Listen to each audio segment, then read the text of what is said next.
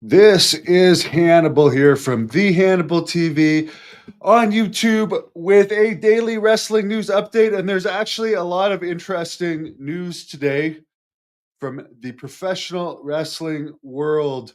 Wipeout with John Cena has been canceled due to viewership decline. Here's something very interesting about this being canceled. It's been on since 2021. Viewership has dropped a lot since it started.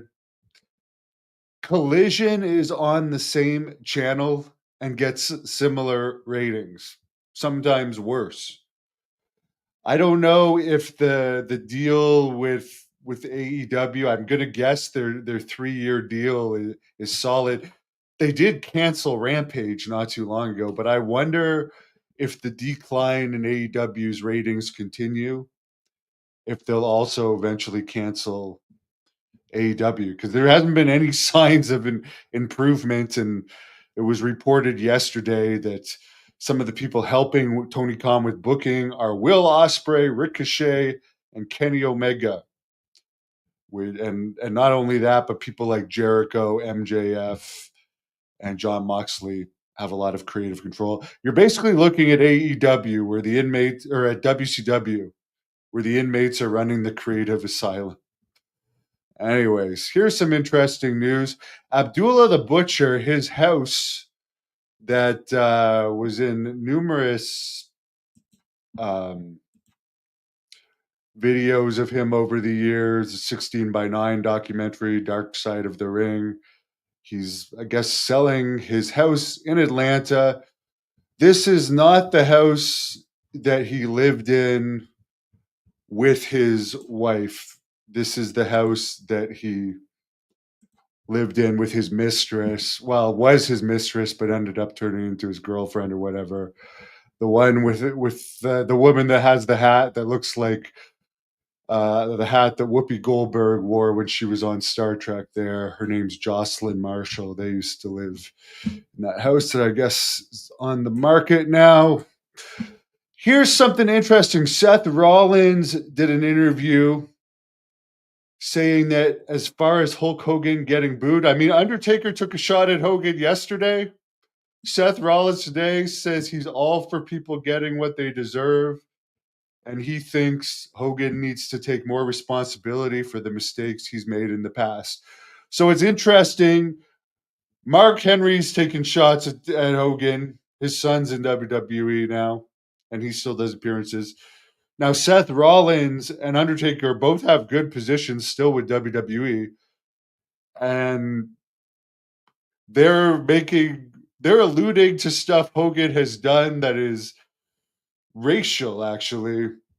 So it's interesting that WWE has this beer with Hulk Hogan, and they haven't told. I mean, I'm not sure if anyone could tell the Undertaker to shut up, but I know he's under an extended contract for a lot of money. I just, if I was running WWE and had a beer partnership, I don't know if I'd want all these top stars and legends to actually comment that Hogan getting booed was about more than just booing him because his segment was boring.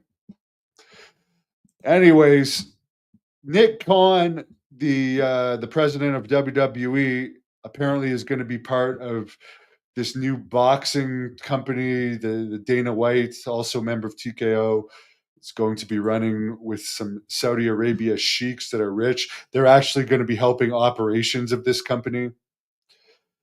And again, that's another. Here's the thing about WWE.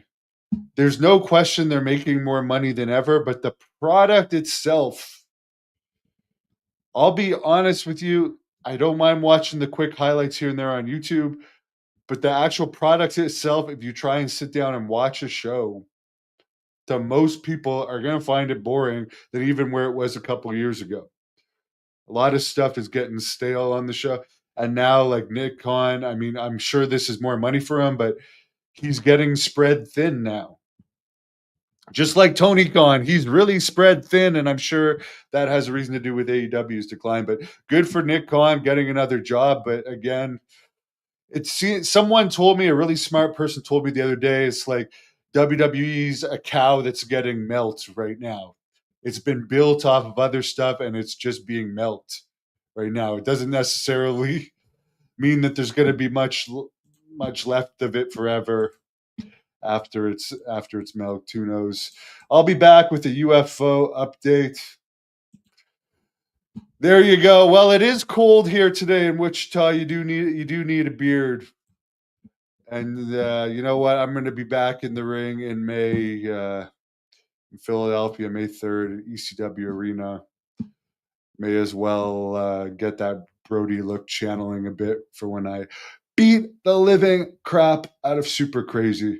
Wish everyone a good afternoon. I'll be back with a very interesting UFO news update for anyone interested in that. And I did do a very interesting UFO interview on some of the prophecies in UFO that haven't come yet, despite saying they should have arrived, and others that are supposed to be coming soon.